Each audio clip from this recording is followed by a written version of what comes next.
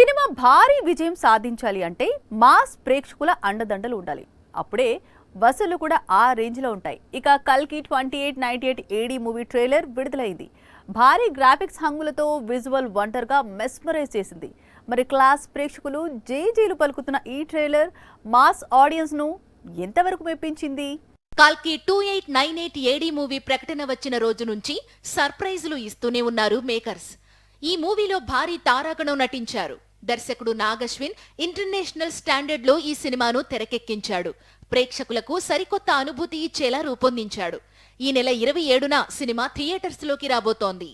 Indian screen మీద ఎప్పుడూ ఖర్చు పెట్టనంతగా ఈ సినిమాకు ఖర్చు చేశారు. గ్రాఫిక్ వర్క్ కోసం 100 కోట్లు వెచ్చించారు. ఇంటర్నేషనల్ రేంజ్ టెక్నీషియన్స్ మూవీ కోసం వర్క్ చేశారు. అందుకు తగ్గట్టే సినిమా మీద హైప్ పెంచుకుంటూ వస్తున్నారు.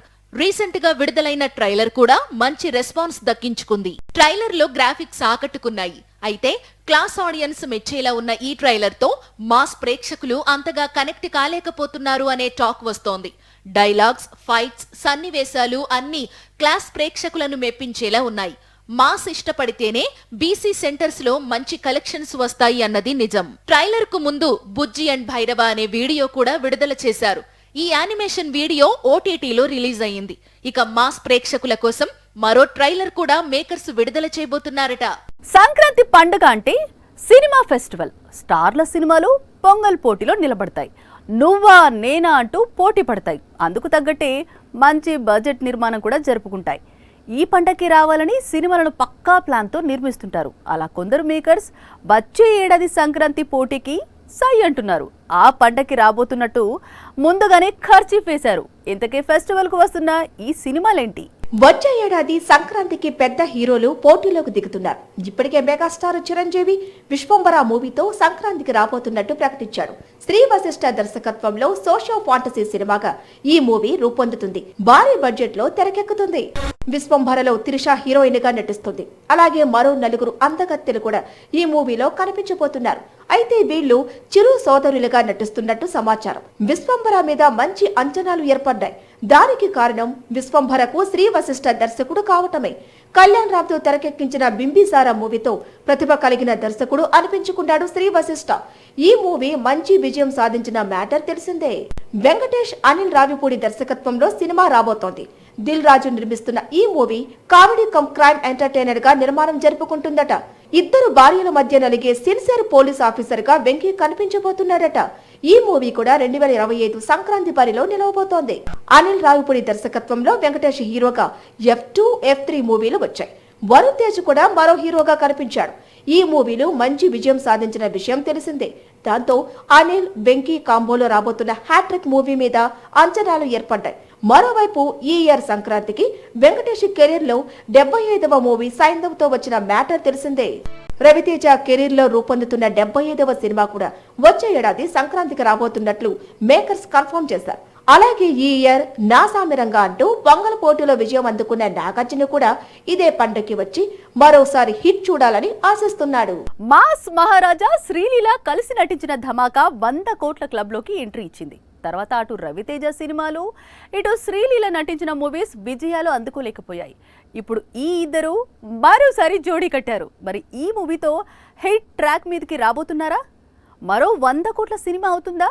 మాస్ ప్రేక్షకుల మనసు దోచుకుని మాస్ మహారాజుగా అవతరించాడు రవితేజ. ధమాకాతో మొదటిసారి 100 కోట్ల క్లబ్ లో చేరిపోయాడు. శ్రీలీల ఈ మూవీలో హీరోయిన్ గా నటించింది. ఇంత పెద్ద విజయం తర్వాత సోలో హీరోగా నటించిన రావణ, టైగర్ నాగేశ్వరరావు, ఈగల్ మూవీలు అనుకున్న విజయాలను నమోదు చేయలేకపోయాయి. శ్రీలీలకు ధమాకా విజయం ఆఫర్లు తెచ్చిపెట్టింది. కానీ ఈ సినిమాలతో విజయాలను మాత్రం నిలబెట్టుకోలేకపోయింది. యూత్ హీరోలు రామ్, నితిన్, వైష్ణవ్ తేజ్ తో జోడీ కట్టిన సినిమాలు ఫ్లాప్ బాట పట్టాయి. మహేష్ తో నటించిన గుంటూరు కారం యావరేజ్ గా నిలిచి ఈమె కెరీర్ కు ఉపయోగపడకుండా పోయింది. రవితేజ కెరీర్ లో 75వ సినిమాలో శ్రీలీల మరోసారి హీరోయిన్ గా నటిస్తోంది. మంగళవారం ఓపెనింగ్ జరుపుకున్న ఈ మూవీకి భాను భోగవరపు దర్శకత్వం చేస్తున్నాడు. సితారా ఎంటర్టైన్మెంట్స్, ఫార్చ్యూన్ 4 సినిమాస్ సంయుక్తంగా ఈ మూవీని నిర్మిస్తున్నాయి. మరి మాస్ మహారాజా శ్రీలీల జంటగా నటిస్తున్న ఈ మూవీ మరో భారీ విజయాన్ని నమోదు చేస్తుందేమో చూడాలి. కొత్త ఒక వింత, పాత ఒక రోత అన్నట్టు చాలా మంది సీనియర్ దర్శకులు కనుమరుగయ్యారు. మారుతున్న కాలానికి తగ్గట్టుగా మారకపోవటం, పాత పోకడలని పట్టుకొని వేలాడటంతో ప్రేక్షకులకు దూరమయ్యారు. అయితే కొందరు సీనియర్ దర్శకులు మాత్రం నేటి జనరేషన్లో కూడా ప్రతిభ చూపిస్తామంటున్నారు. యూత్ఫుల్ సబ్జెక్టులతో రంగంలోకి దిగుతున్నారు. ఫిల్మ్లోకి కొత్త దర్శకులు వస్తూనే ఉన్నారు. పాత దర్శకులు కనిపించకుండా పోతున్నారు.